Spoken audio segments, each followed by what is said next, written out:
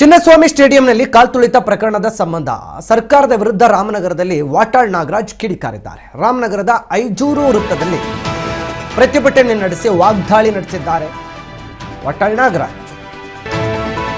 High court judge ಮೂಲಕ ತನಿಖೆ ಆಗಬೇಕಾಗಿತ್ತು, ಆದರೆ ಅದು ಆಗ್ತಾ ಇಲ್ಲ. ಜಿಲ್ಲಾಧಿಕಾರಿ ಮೂಲಕ ತನಿಖೆ ಮಾಡಿಸಲಾಗ್ತಾ ಇದೆ. ಕಾಂಗ್ರೆಸ್ ಸರ್ಕಾರದಲ್ಲಿ ಕೆಲ ಸಚಿವರು ಪಾಳೆಗಾರರಾಗಿದ್ದಾರೆ. ಹಾಗಾಗಿ ಸಿದ್ದರಾಮಯ್ಯನವರು ಗಟ್ಟಿ ನಿರ್ಧಾರ ಮಾಡ್ತಾ ಇಲ್ಲ. ಸತ್ತವರ ಕುಟುಂಬಕ್ಕೆ ನ್ಯಾಯ ಕೊಡಲು ಸಾಧ್ಯವಾಗ್ತಿಲ್ಲ. ಬಿಸಿಸಿಐ ಹಾಗೂ ಸರ್ಕಾರ ಸೇರಿ 5 ಜನರ ವಿರುದ್ಧ ಕ್ರಮ, ಹಾಗಾಗಿ ಸೂಕ್ತ ಕ್ರಮ ವಹಿಸಬೇಕು. ಸರ್ಕಾರದ ವಿರುದ್ಧ ರಾಮನಗರದಲ್ಲಿ ವಾಟಾಳ್ ನಾಗರಾಜ್ ಆಕ್ರೋಶವನ್ನು ವ್ಯಕ್ತಪಡಿಸಿದ್ದಾರೆ. ಗಂಭೀರವಾಗಿ ಚಿಂತನೆ ಮಾಡಬೇಕು. RCB ತನಿಖೆ ಬೇಗ ಮುಗಿಬೇಕು. ಯಾರು ತಪ್ಪಿತಸ್ಥರು ಶಿಕ್ಷೆ ಕೂಡಲೇ ಆಗಬೇಕು ಅಂತೇಳಿ ಒತ್ತಾಯ ಮಾಡ್ತೇವೆ. ಗಂಭೀರವಾಗಿ ಚಿಂತನೆ ಮಾಡಬೇಕು. RCB ತನಿಖೆ ಬೇಗ ಮುಗಿಬೇಕು. ಯಾರು ತಪ್ಪಿತಸ್ಥರು ಶಿಕ್ಷೆ ಕೂಡಲೇ ಆಗಬೇಕು ಅಂತೇಳಿ ಒತ್ತಾಯ ಮಾಡ್ತೇವೆ. ಗಂಭೀರವಾಗಿ ಚಿಂತನೆ ಮಾಡಬೇಕು. RCB ತನಿಖೆ ಬೇಗ ಮುಗಿಬೇಕು. ಯಾರು ಗಂಭೀರವಾಗಿ ತನಿಖೆ ಆಗಬೇಕಂತೆ. RCB ತಂಡ ಏನು ಮ್ಯಾನೇಜ್ಮೆಂಟ್ ಇದೆ ಅವರ ತನಿಖೆಯನ್ನು ಕೂಡ ಮಾಡಬೇಕು ಮತ್ತು ಈ ವಿಷಯವನ್ನು ಗಂಭೀರವಾಗಿ ಸರ್ಕಾರ ತೆಗೆದುಕೊಳ್ಬೇಕು ಅಂತೇಳಿ ಇವತ್ತು ರಾಮನಗರದಲ್ಲಿ ಮಾತನಾಡಬೇಕಾದ್ರೆ ವಾಟಾಳ್ ನಾಗರಾಜ್ ಅವರು ಪ್ರತಿಕ್ರಿಯೆ ಕೊಟ್ಟಿದ್ದಾರೆ. ಕರುನಾಡ ಸೇನೆಯ ಕಾರ್ಯಕರ್ತರು ವಾಟಾಳ್ ನಾಗರಾಜ್ ಅವರಿಗೆ ಈ ಸಂದರ್ಭದಲ್ಲಿ ಬೆಂಬಲವನ್ನು ಕೊಟ್ಟರು. ಈ ಸರ್ಕಾರ ಸರಿಯಾಗಿ ನಡೆದುಕೊಳ್ತಾ ಇಲ್ಲ, ಹೈಕೋರ್ಟ್ ಜಡ್ಜ್ ಮೂಲಕ ತನಿಖೆ ಆಗಬೇಕಾಗಿತ್ತಾದ್ರೆ ಅದು ಆಗ್ತಾ ಇಲ್ಲ ಅಂತೇಳಿ ವಾಟಾಳ್ ನಾಗರಾಜ್ ಅವರು ಹೇಳ್ತಾ ಇದ್ದಾರೆ. ಜಿಲ್ಲಾಧಿಕಾರಿಗಳ ಮೂಲಕ ತನಿಖೆ ಮಾಡಿಸ್ತಾ ಇದ್ದಾರೆ. ಕಾಂಗ್ರೆಸ್ ಸರ್ಕಾರದಲ್ಲಿ ಕೆಲ ಸಚಿವರು ಏನಾಗಿದ್ದಾರೆ, ಪಾಳೆಗಾರರಾಗ್ಬಿಟ್ಟಿದ್ದಾರೆ. ಹಾಗಾಗಿ ಸಿದ್ದರಾಮಯ್ಯನವರು ಗಟ್ಟಿ ನಿರ್ಧಾರಗಳನ್ನು ಮಾಡ್ತಾ ಇಲ್ಲ. ಸತ್ತವರ ಕುಟುಂಬಕ್ಕೆ ನ್ಯಾಯ ಕೊಡೋದಕ್ಕೂ ಸಾಧ್ಯವಾಗ್ತಾ ಇಲ್ಲ ಇವ್ರ ಕೈಲಿ. BCCI ಹಾಗೂ ಸರ್ಕಾರ ಸೇರಿ 5 ಕೋಟಿ ಪರಿಹಾರವನ್ನು ಕೊಡಬೇಕು, ಹಾಗಾಗಿ ಸೂಕ್ತ ಕ್ರಮ ವಹಿಸಬೇಕು ಅಂತೇಳಿ ವಾಟಾಳ್ ನಾಗರಾಜ್ ಇವತ್ತು ರಾಮನಗರದಲ್ಲಿ ಆಗ್ರಹಿಸಿದ್ದಾರೆ.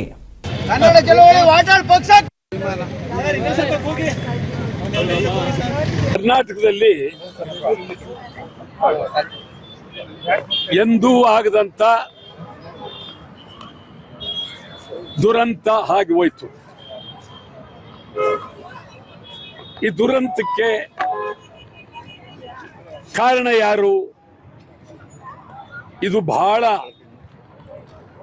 ಗೌಪ್ಯವಾಗಿ ಉಳಿದಿದೆ. ಈ ದುರಂತ ಆಗಿ ಸುಮಾರು 20 ದಿನಗಳ ಹತ್ರ ಆಯಿತು. ಇದನ್ನ ಕೂಡಲೇ ಇವರು 15 ದಿವಸದೊಳಗಾಗಿ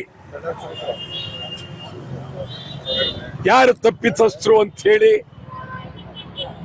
ಸರ್ಕಾರ ಹೇಳಬೇಕಾಗಿತ್ತು. ಇದುವರೆಗೂ ಹೇಳಲಿಲ್ಲ. ನಿಜವಾಗ್ಲೂ ಇದೊಂದು ರೀತಿ ಗೌಪ್ಯವಾಗಿ ಉಳಿದಿದೆ. ರಾಜ್ಯದಲ್ಲಿ ನಡೆದಂತ ದೊಡ್ಡ ಘೋರ ದುರಂತ, ಸತ್ತವರ ಪರಿಸ್ಥಿತಿ, ಅವರ ಮನೆಯ ಪರಿಸ್ಥಿತಿ, ಕಣ್ಣೀರಿನ ಕತೆ. ಯಾರೋ ಒಬ್ರು ಜಿಲ್ಲಾಧಿಕಾರಿ ತನಿಖೆ ಮಾಡ್ತಾ ಇದ್ದಾರೆ. ಜಿಲ್ಲಾಧಿಕಾರಿ ಕಾರ್ಯಾಲಯಕ್ಕೆ ನೊಂದವರು,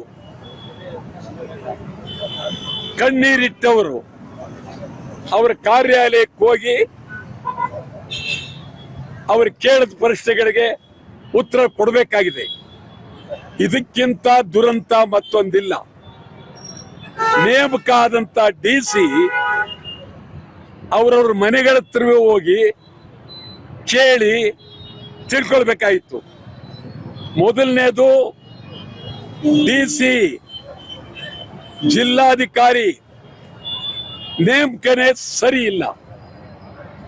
ನಾನು ಹಿಂದೆ ಹೇಳಿದ್ದೆ, ಜಿಲ್ಲಾಧಿಕಾರಿ ಬದಲು ಒಬ್ಬ ಪೊಲೀಸ್ ಕಾನ್ಸ್ಟೇಬಲ್ ಕೊಟ್ಬಿಡಿ, ತನಿಖೆ ಆಗುತ್ತೆ ಅಂತೇಳಿ. ಒಳ್ಳೇದಲ್ಲ. ಇದು ಉನ್ನತ ಮಟ್ಟದ ತನಿಖೆ ಆಗ್ಬೇಕಾಗಿತ್ತು, ಆಗ್ತಾ ಇಲ್ಲ. ಉಚ್ಚ ನ್ಯಾಯಾಲಯದ ಹಾಲಿ ನ್ಯಾಯಾಧೀಶರಿಂದ ತನಿಖೆ ಆಗಬೇಕು, ಆಗ್ತಾ ಇಲ್ಲ. ಸಿದ್ದರಾಮಯ್ಯನವರು ಇದನ್ನ ಗಂಭೀರವಾಗಿ ತೆಗೆದುಕೊಳ್ಬೇಕಾಗಿತ್ತು. ಆದರೆ ಅವರು ಮಾಡಿದ್ದೇನು, ಪೊಲೀಸ್ ಕಮಿಷನರ್ ಒಬ್ಬರನ್ನ ಅಮಾನತ್ತಲ್ಲಿಟ್ಟರು. 3-4 ಜನ ಪೊಲೀಸ್ ಅಧಿಕಾರಿಗಳನ್ನ ಅಮಾನತ್ಲಿಟ್ರು. ಪಾಪ ಅವ್ರು ಯಾರು ಕೇಳೋರಿಲ್ಲ, ಅವ್ರ ಪರವಾಗಿ ಹೋರಾಟ ಮಾಡೋರಿಲ್ಲ. ಈ ಒಂದು ಪ್ರಕರಣಕ್ಕೆ ಯಾರು ಅನ್ನೋದನ್ನ ನೇರವಾಗಿ ತಿಳಿಸಲೇಬೇಕು. ವಿಧಾನಸೌಧದ ಮುಂದೆ ಯಾರು ಸಮಾರಂಭ ಮಾಡಿದವರು, ಇದು ಬಹಳ ಗಂಭೀರವಾಗಬೇಕು. RCB ಅವರನ್ನ ಕರೆದವರು ಯಾರು? RCB ಅವರು ಈ ಒಂದು ಸಮಾರಂಭ ಬರಬೇಕಾದ್ರೆ ಕಾರಣ ಏನು? ಮಾನ್ಯ ರಾಜ್ಯಪಾಲರು ಹೇಳ್ತಾರೆ, ನನ್ನನ್ನ ಮುಖ್ಯಮಂತ್ರಿಗಳೇ ಕರೆದಿದ್ರು ಅಂತ. ಇದೆಲ್ಲವೂ ನೇರ. ಮತ್ತು RCB ಅವರು ಹೇಳ್ತಾರೆ, ನಮ್ದಲ್ಲ, ಸರ್ಕಾರದ್ದು. ಸ್ಟೇಡಿಯಂನಲ್ಲಿ ಹೇಳ್ತಾರೆ, ನಮ್ದಲ್ಲ, ಸರ್ಕಾರದ್ದು. BCCI ಅವರು ಹೇಳ್ತಾರೆ, ನಮ್ದಲ್ಲ, ಸರ್ಕಾರದ್ದು. ಇಷ್ಟೆಲ್ಲ ಹೇಳ್ತಾರೆ. ಮತ್ತು ಸತ್ತವರಿಗೆ BCCI ಇಂದ, ಸ್ಟೇಡಿಯಂನಿಂದ, RCB ಇಂದ, ಸರ್ಕಾರದಿಂದ ಎಲ್ಲರೂ ಸೇರಿ